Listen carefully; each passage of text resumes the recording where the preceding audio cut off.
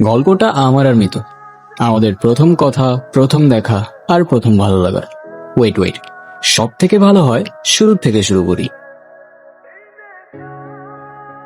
সময়টা 2008-এর দিকে, ক্লাস 9-এ পড়তাম। ইন্টারনেট সম্পর্কে আমার তেমন একটা আইডিয়া ছিল না, কিন্তু আমার একটা বন্ধু ছিল, রাব। ওর আবার এদিকে ব্যাপক ইন্টারেস্ট। একদিন স্কুল থেকে বাসায় ফেরার পথে ও আমাকে প্রথমবারের মতো ফেসবুক আইডি খোলা শেখাচ্ছিল। এখন তোর নাম দে, জন্ম তারিখটা দে। আরে কি লিখতেছস? কেন? আমার নাম? তোর আসল নাম যদি ফেসবুকে দেস, তোর ফ্যামিলি মেম্বাররা দেখলে তোরে খারাপ ছেলে ভাববে না? তাহলে কি দিব? তুই ব্যর্থ বালক দে। আরে ধুর, এটা তো তোর আইডির নাম ব্যর্থ বালক। তাহলে আমি কেমনে দিব? তাইলে তোর ইচ্ছা মতন একটা দে। পাইছি, উদ্দেশ্যহীন গন্তব্য।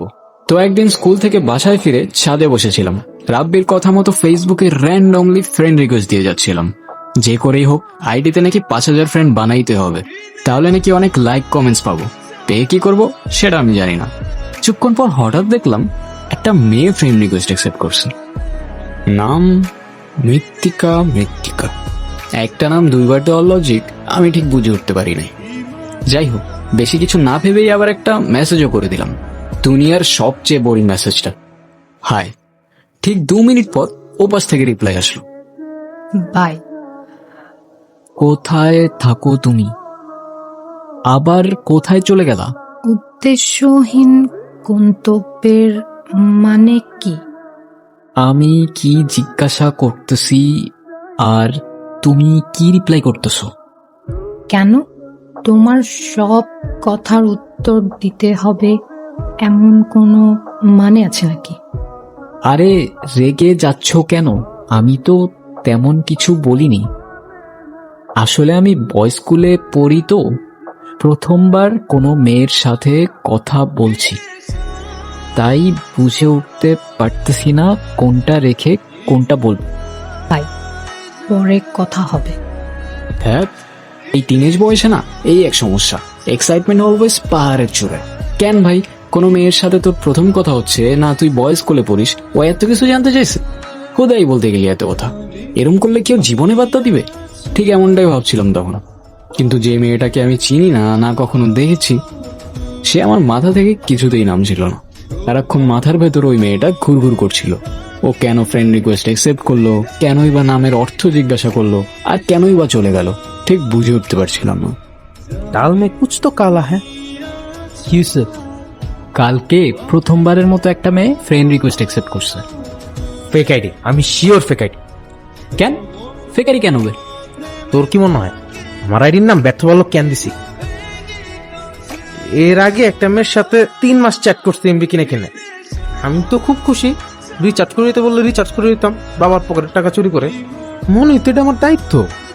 ওইটা আমাদের ক্লাসের 5-এর ফেক আইডি ছিল। শালা আমার বার্থডের দিনে আমার ছেঁকা দিয়ে দিছে। শিওর তোর এটাও ফেক আইডি? আরে ধুর, কি বলস? আমার সাথে তোর কথাও হইলো? কথা হয় নাই, আমার শুধু চ্যাট হয়েছে। নাম্বার চেয়ে দিস, জীবনও দিব। ব্যাস, এখন আবার রাব্বির কথাগুলো মাথায় বাজতে শুরু করলো। আসলেই আবার ফেক আইডি না তো, আর বুঝবো বা কি করে? রিপ্লাই করবে কিনা তারই তো কোনো ঠিক নাই। তোমার নাম্বারটা দেওয়া যাবে? টেক্সট তো করে দিলাম, কিন্তু কোনো রিপ্লাই আর আসে না। রিলোড করতে করতে হাতের আঙুল ভেঙে যাচ্ছিল, তাও রিপ্লাই আসে না। তবে রিপ্লাই আসলো ঠিক 22 মিনিট পর। সরি, অচেনা কাউকে আমি আমার নাম্বার দিই না। বুঝতে পারছি, এটা তোমার ফেক আইডি। ফেক আইডি মানে? রিপ্লাই দিব না এখন। ওই হ্যালো, রিপ্লাই করো না কেন? এখন কেমন লাগে? দেখো, আমার কিন্তু মেজাজ খারাপ করো না, ভালো হবে না বলে দিলাম। এই, তোমার নাম্বার দাও, আমি কল দিচ্ছি। সরি, অচেনা কাউকে আমি আমার নাম্বার দিই না। দেখো, আর মেজাজ খারাপ করো না আমার। তোমার কিন্তু আমার রাগ সম্পর্কে ধারণা নাই। ওরে বাবা, ভয় পাইছি অনেক। আচ্ছা, এই নাও। হ্যালো। ওই ফেক আইডি এটা না? হ্যাঁ, আমার তো তাই মনে হচ্ছিল। ও আচ্ছা, আর এখন কি মনে হচ্ছে? এখন তো মনে হচ্ছে হয়তো রিয়েল আইডি। এখনো হয়তো? দুইটা থাপ্পড় মারলে না একদম সব হয়তো টয়তো বের হয়ে যাবে। মৃত্তিকা, তোমার নামটা অনেক কঠিন। আচ্ছা, কঠিন হলে তুমি একটা নাম দিয়ে দাও। মৃত্তিকা থেকে মিতু। হ্যাঁ, তোমাকে আজকে থেকে আমি মিতু বলে ডাকবো, ওকে? নামটা কিন্তু অনেক কিউট আছে। এরপর থেকে অলমোস্ট প্রতিদিন ওর সাথে কথা হতো। এক প্রান্তে আমি আর এক প্রান্তে মিতু, দুইজন কে কি করলাম প্রতিদিন বিকালে সব শেয়ার করা হতো। এমন একটা অবস্থা যে দুজন দুজনের সাথে কথা না বলে একটা দিনও থাকতে পারতাম না, কোনো কারণ ছাড়া, স্বার্থ ছাড়া। এই ভালোবাসাগুলো সবচেয়ে ম্যাজিক্যাল হয়, তাই না? একদিন বিকালে হঠাৎ করেই মিতু কল ধরছিল না। ওই দিন যে কি টেনশন হচ্ছিল ভাই, আমার লাইফের কোনো ক্রিকেট ম্যাচ নিয়েও এত টেনশন করি নাই আমি। সেদিন রাতে বাড়ির ছাদেই ঘুমিয়ে পড়ি, আর পরদিন বিকালে মিতুরই কল আসলো। হ্যালো মিতু, তুমি ঠিক আছো? তোমার কিছু হয়নি তো? না, কি হবে আমার? কালকে সারাদিন তোমার ফোন বন্ধ ছিল, কল দিলা না যে? কেন? প্রত্যেকদিন যে কল দিতেই হবে এমন কোনো মানে আছে নাকি? হঠাৎ এভাবে কথা বলতেছো যে? আচ্ছা বাদ দাও, কালকে কল দিতে পারি নাই এর জন্য চাও সরি। সরি বলতে হবে না। তো কি করলা আজকে সারাদিন? ছাদেই ছিলাম কাল বিকাল থেকে, তোমার জন্য ওয়েট করতেছিলাম। কেন? আমার জন্য কেন ওয়েট করতেছিলা? মানে কি? তোমার জন্য ওয়েট করবো না তো কার জন্য ওয়েট করবো? কিছুক্ষণ মিতু কোনো কথা বলছিল না, কিন্তু ওর দীর্ঘ নিঃশ্বাসের শব্দ আমি ঠিকই শুনতে পাচ্ছিলাম। তারপর হঠাৎ করে মিতু বলল, আমার সাথে দেখা করবা? করবো। কোথায় আসবো বলো? আরে মজা করছি, রসুলপুর এটা, এত দূর আসতে পারবা তুমি? বোকা। আমি আসবো, কালকেই আসবো আমি। আচ্ছা রাখলাম রাখলাম, মা আসতেছে। আমি সত্যি আসবো কিন্তু কালকে। হইছে, আসবা তুমি, ঘোড়ার ডিম। আমি আজকে স্কুল যাব না ভাই। তো কই যাবি? রসুলপুর, মিতুর সাথে দেখা করতে। কি কস, পাগল হয়ে গেছিস তুই? একা একা রসুলপুর কেন যাবি? কেমনে যাবো জানি না ভাই, কিন্তু যাইতে আমার আজকে হবেই।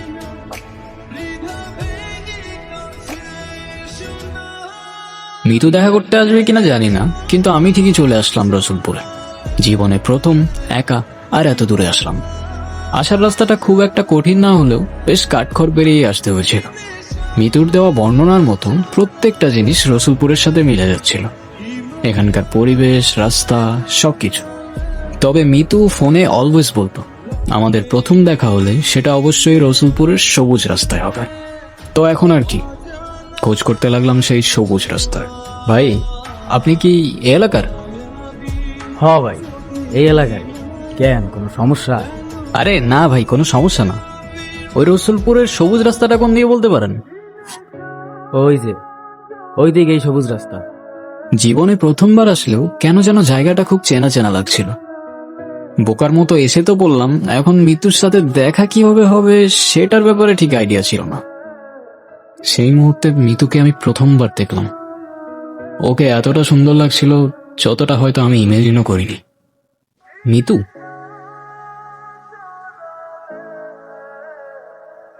সানি, হ্যাঁ। কেমন আছো? এই তো আলহামদুলিল্লাহ, তুমি? ভালো। আমি প্রথমে ভাবছিলাম তুমি মজা করতেছো, তুমি যে সত্যি আসবা আমি ভাবিই নাই। তুমি আসতে বলছো আর আমি না এসে পারি? আচ্ছা, আমার না কেন যেন মনেই হচ্ছে না এটা তোমার সাথে আমার প্রথম দেখা। আমার কেন যেন মনে হচ্ছে তোমাকে আমি অনেক বছর ধরে চিনি। মিলে গেল কিভাবে? আমারও তো ঠিক তাই মনে হচ্ছে। ব্যাপারটা কেমন ম্যাজিক্যাল না? না তুমি আমায় চিন্তা, না আমি তোমায়। কোথায় তুমি থাকতা আর কোথায় আমি, তাও আমাদের কিভাবে দেখা হয়ে গেল, ফ্রেন্ডশিপও হয়ে গেল। শুধুই ফ্রেন্ডশিপ? না, আই গেস ফ্রেন্ডশিপ থেকেও আরো অনেক বেশি কিছু। কে রে তুই? নাম কি তোর? সানি। সানি, এখানে কি তোর? এখানে কি করতে আসছস? ওর সাথে দেখা করতে। আমার বোনের সাথে? ভাই আমার কথাটা শোনেন, আমি বোঝাই বলতেছি। তোর কথা শুনবো মানে? তোদের মতো শহরের পোলোক আমার খুব ভালো করে চেনা আছে। ভাই আপনি কিন্তু না বুঝেই ভুলভাল বলতেছেন। তোর সাহস তো কম না? তুই আবার আমার মুখে মুখে কথা বলস? আমার বোন তোর সাথে দেখা করতে আসবো কেন? আমার বোনকে আমি চিনি না? বিশ্বাস না হলে আপনার পণ্যি জিজ্ঞাসা করেন। হ্যাঁ মৃত্তিকা, তুই ওরা চিনস? না ভাইয়া, আমি ওকে চিনি না। আজকের পর থেকে তোরে যদি আমি রসুলপুরে দেখছি তোর লাশ কাইটটা আমি কুত্তারে খাবো। সেদিন খুব কষ্ট পেয়েছিলাম, পাওয়াটাও স্বাভাবিক। এক মুহূর্তেই ও আমায় চিনতে অস্বীকার করে ফেলল। সেই মুহূর্তে মনে হচ্ছিল দুনিয়াতে আসলে ভালোবাসা বলে কিচ্ছু নেই। কিন্তু টিনেজ ইমোশনস তো। পরের দিন থেকে আবার মিতুকে কল দিতে লাগলাম। 1 দিন, 2 দিন, 5 দিন, 10 দিন, মিতুর ফোন অফ। কেমন যেন অ্যাবনর্মাল হয়ে যাচ্ছিলাম দিন দিন। রাব্বিকে নিয়ে আবার রসুলপুরেও গেলাম, গিয়ে শুনলাম ওখান থেকে ওরা চলে গেছে। কোথায় গেছে কেউ জানে না। মিতুকে অনেক খুঁজেছি, কোথাও পাইনি। দেখতে 4টা বছর কেটে গেল। মিতু, আমার নাম মৃত্তিকা। আমি তো মিতু বলেই ডাকতাম। কিছু বলবা? কিছু বলবো না মানে? তোমাকে আমি কত খুঁজছি তোমার আইডিয়াও নাই। যে একটা ফোন দিছি, তোমার ফোন বন্ধ। রসুলপুরে আবার গেছি, আশেপাশে সব গ্রাম খুঁজছি, কোথাও তুমি নাই। কোথায় গেছো, কেন গেছো কিছু জানি না। আর তুমি আমাকে জিজ্ঞেস করতেছো আমি কিছু বলবো কি না? দেখো, ওইসব অনেক আগের কথা। আমি ওইসব থেকে অনেক আগেই মুভ অন করে ফেলেছি সানি। আসি।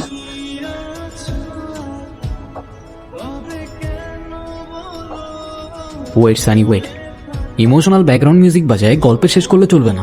ও মুভ অন করে গেল, তোর ইমোশনস তো ঠিকই আছে। হাল ছেড়ে দিলে চলবে না সানি। আরে ভার্সিটি লাইফ তো মাত্র শুরু, দেখা যাক তোমার আর আমার এই লুকোচুরি গল্পের শেষ কোথায়।